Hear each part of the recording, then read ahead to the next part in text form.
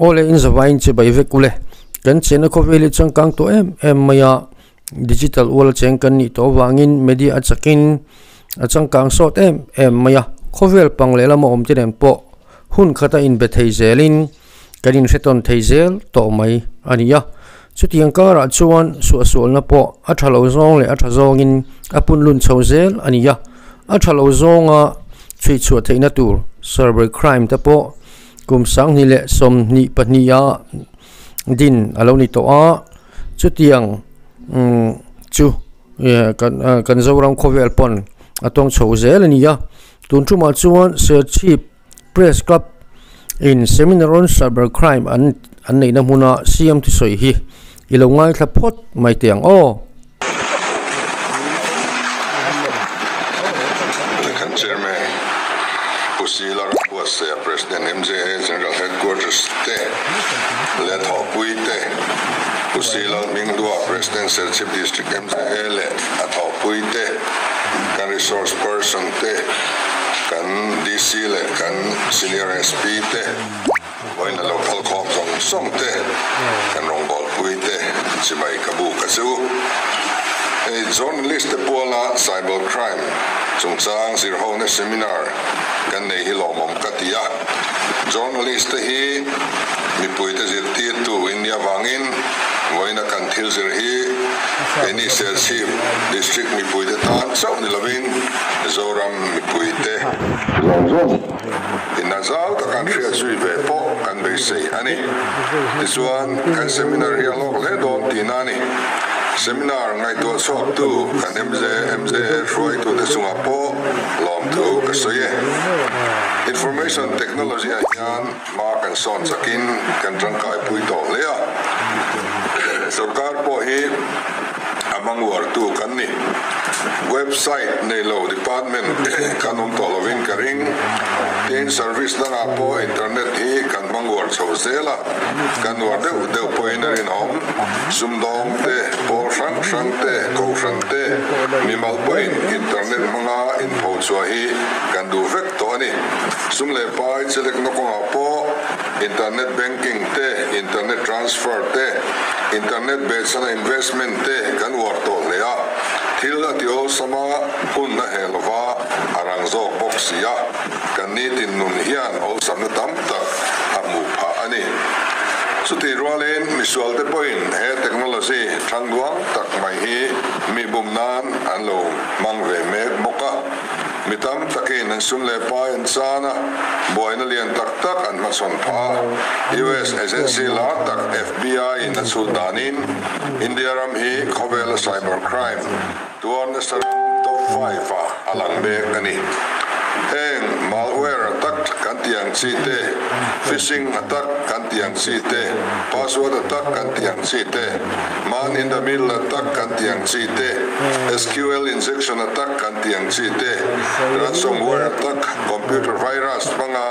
mi computer file zong khoi theiluwa da sakte anwar lea sarkar le company lian tak tak te lu ti haye me mani keni miso te po he arsan na hian min chim bezela state po na tanga bum na to anoma mani miso puitenge lo bum du to la an bolo chuwang chuan he suan na ka in ve na tur lam hi kan riat chiana thataka kan som nge poi moni tin fake account manga boy se taka midang te be na po hi atam so zelang tel hom pathian thua chuan sum tam taka in ming that hi than sok turani ti kan muwa social media fake account pakhathian miming thale pafel takhi zan khat thil thua ati sener thei wa bing chachiam lo maila do ta in po hi atua tu tan a shom shim kan rama etiang hi thleng fo ti kan ria ngai dam dil na post te po kan mu fo hi heng fake account ma in be na chi hi kan sim lo chuan chenam khoweng in be na te po kan mang theya kan khotlang nun ati chetei leang soi sel du kan nei chuan puitling takin mai kor volovin soi mai la soi tu le adong song tu tan po thazok ve ni chu wang chuan kan sarkar la lunia press conference kan ei tumpo khan fe ka kan manga midanga beijing te midang beijing te su atu langa kanum zui zel tur thu ka soi lang nge ani akum tela cybercrime tu boy kan nga ve tel awangi cybercrime zui tu turbik cybercrime police station hi me ni somni le somni pani khan on ania tuna hian aizol sp office second floor kwan naoma SP na opa anuai hian additional SP deputy SP inspector le staff dangte an oma na po an thokna sa chin le kan mamo huna pianga rang takin an ni hi ipan chin angu ole kan pot chat vele lo nga ni e khovel changkang to kan ti kha social media teng te po man dan ti kan thi em to mai ania khovel changkang ne hian til hi atha zong le atha lo zong til tha om hian til tha lo hi khovel a chon khovel kalpung ni dan phung te po ani na chin oma fe ani na taka chon social media hian fake account mang hi ni kanom zau maya mu turi kanom zel maya ma ni mail mai po tilangam lo tam tak kan omani chung te chu adoi zap khak ngoya midang te bum ching anuwa social media abok ngai dam di na post mu tu te atam em to maya mai kor hi kan mai kor vo hi alem hi kan mang na sa mai lai hi avayom katia helai hi kan chief minister pon asoya kan ron bel cha duwa entinan cm soyang khan social media miswal pakhatin fake account na mana fake account lo mangta mi fel mi prominent tak te po jang khathil tuwa an carrier ka anti chewek the ni heng te hi aza at thalo mayania chu wang chuan social media kan man dan teng te pe kan film kur nga ya mi soi chiat chak ngoi mani mail mai tilang ngam silowa fake account manga thei patop maya mi soi chiat ching kanom fo teng te hi mi doi zep na ani ti hi zoram mi pui hian i se thar zelang uti hi kan soi le du pakata tin ka zpm sarkar na anlo chana lak lun ni te pon chief minister nge mai hian fake account mang te chungchang te po soya khatiang mien omani chuanin atulanga zui zel anni tu te po ka soya zui te po an ni reng bokani kha tin case register chungchang ateng te po hei anom nual to maya kumina mi somtum pathum case hi register cybercrime zeluni toni ti te kha kan han ta lang vele zok duwa fake account ni lovin mani mail mai dik tak tilangam mizo tlangwalte mizo nulate kan tho chu ahuna thei patop chua social media te po hi thazonga man ram ke ni christian te hian kan ti tur ani lom ni ti kha kan han soi vele zok du ani ye lo de lekin alo cheta chuwa chet moi lo na chu lelamin an lo la ru record ringa chu dik lo taka poisangia chu blackmail nan an mang ta thina ni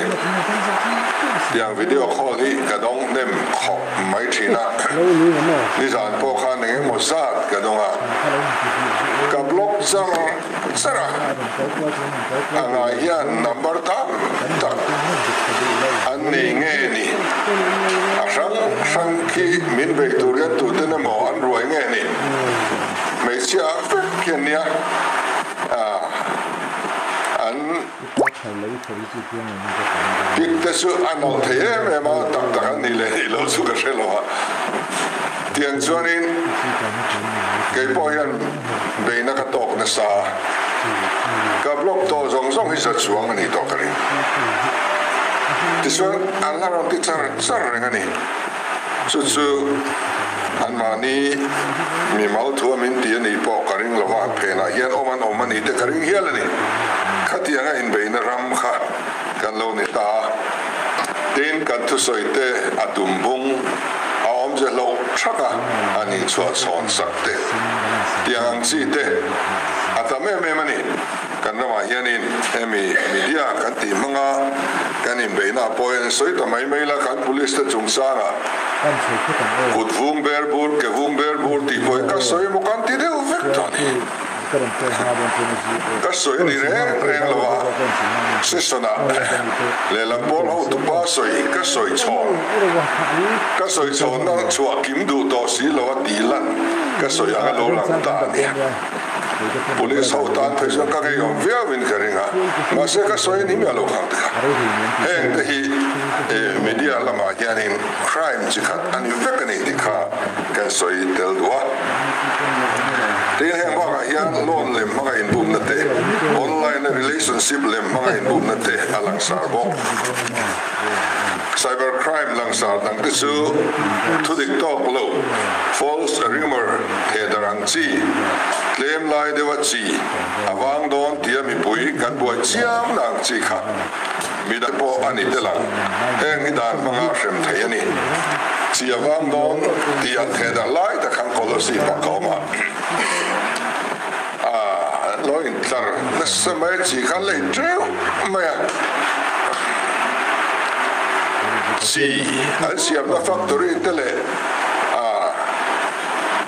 vào kama leilet a bu sinaya chỉ muốn ăn này thế, cái lỗ mù về nem toa, anh thì có, mấy người đi ra ngoài chỉ vắng thì lâu thì khác, cái xiang về ngồi mà nhá, thu xóa cái xiang về rồi ngót ta, ấy đó là nhiều lâu rồi số cái anh tia, mà sẽ cái nín cầu, ấy số lâu vậy, khăn lấy trước, mấy lâu anh khăn, khăn tiếng thì khăn nhá, tin mi nín là ruột sạc, identity theft chẳng thì hiểu nè, ấy social media luar viau mai mi mingene mo mi thala kene mo account an siama account chu andu du da ni nan mang sui chin ei poi dan mang shem len ni social media mang mi vau te po ti mi alo tu ni da nang na taka shem na chuan theina ni heng cyber crime lam chi te hi information technology act sang ni mang shem thei an ni loma ramdan thar bns section 351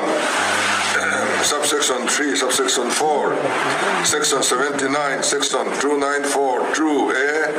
3561 3512 te man thei ani then Copyright Act section 63 le Cinematography Act section 71 and man atrul na te po fobo kan im theina na sirtin na war ta kakal puya mi puite point kan ngai sak pe angaya abikin kan sumdong online payment mang na sa ten kan digital data kan bon him angai sumle pai lama midang ne na indor na sa thina pia te sunga hetiang thil thalo atlen theina hi san thayang sebo nuwa se kong kharai chuan abo ma lo in ven lo khi alo ver ani kan password te hi thak photo ania misual in andron ring zone thei turang si kan pian kumte kan tu le fa te ming te kan nu pui pasal te ming nanga password siam lo te hi ahim mani mi puite sirtina apoi mo ken misual nap suale rem ko na thok tu dan ken ko tu kanin po sa isap sa wangay technology hi adang lam chal ema sual na thar ber lo suak zel etiang tising sual te hi athei chin sina fin khal kan tum ve tur ani ten cyber crime le akai noi thil te hi bolza mai chian ni lova mi puite po chutianga bolzam lo turin kangena enge mo thil fel lel deu in to ani chuan dan ken ko tu te ne na arang thar tiang pera ria ti thin turin kangen choni cyber crime media intiming chian na lamrong kai tu te ne mo tu diklo an lo the dara chu political law tia kan ngai jam mai chuan tu boy min ka kai te kan society im don lo bani chu wang chuan ke mani mi malin kan ngai nam the ni poin mi dang te an him zong na turin in ngai dam lo atha case in siam sak zel an phu tok rim na pek zel a tha ke manin kan va chun suak thiam lo ni poin khe sa lu to sarkar in he ka hedu anti to chuan amun puilam ten eng isu information a trulang anon fil maya chui chwa thailo aum tak tak lo chuwangin mi ten min chui chwa thailo ang tiangam pa kanomani chuan kan ritual aniang in kan in ada kan ngoi pui mai chuan atiang ti sing te kan encourage tinani an luar zela chuwangin heng hi kan safai kan im thena tura kan ngai huat tlan hi ya thaem emani namdang ten ram hla atra min ram bum antum hichu engemo chuna ahriat the tiam the viawa mani nam puile thenom tengai po bum tuma phevel kan lo om train hichu isimangu mani thenom khoveng te bum tum reng lo boy vengar ngat train ni chuan ram le nam ta na purit ini sutiang ti sing kan thrian ni chuan wai takin cyber crime police station a report to ai chinangu kan za tang rolin digital environment himlen wam tak kan siam thei ani hey digitization a hian khovel hi kan lu chho zel dona chuta chuan keini bial hi mizoram a chuan amasa amarhuai tu kan ni heng hea kan hospital a 5C kan hong to chu mizoram a nei masaber kan nia mani loka 3D lab kan ron hong le chu po chu mizoram a nei masaber han ni le ten zol lama kan han lum atan GI tak maka QR code siam thai turin mani akhang kan honga tuna hian training kan pedona ni kan puan ta tu kan waiver te training kan penga an puan ta khan kha QR kha asira khan te takte ain ta tel dona chuta chuan kan mobile phone kan han scananga ata tu mingte address and kim alo lang anga chu ba ka apuan ta live video po kha mail ne alang ngal thai dona khovel khoya po kha kan puan ta kha keng ilangin an puidang min duplicate lo siam tum seng QR code atel lo chuan alimani dian lo rezelanga keini puan ta kan ram chuak bi ka khachu khoi khovel mun khoila ya po kalilangin ei chu azenuin adikani dikha ahia zel to lon ni ole khati chin kha ni tamai sila adanga soi po la om thona in engemaw chen chu la om thona in kami chin kha du tok tamai ta ila apoi mo chin ne ka riat ken ron da ven ya kha QR code chung chang ti kha asoya GPay khoi chuan QR code kan mang thiam vekin keringa dor tina hian QR code an lo da an QR code kan scana chutiang chuan kan GPay mai thin ania chu khatiang ang QR code kha ani mai tura ke chung kan nga ya ai chang kang ti dan au mem chu ka hre hau lo na in tin hei pu do mai ai update khop maya ain bo sai na sani ti hi atu soi tang hin a riat ngoi thin chu ani na taka chuan zoram tan ngai thatu tan hian a bengvarthlak thi ngoya tin hriat na te po atipung hle in ka hria ke ni mi mol te pon kan hriat na alo pun pha vesel ani ti kha ka than sei le do ni mingai thlak sak tu te zong chunga thinlung le ti tak zatin lom thu ka soi mol ani in za vain mang travek ule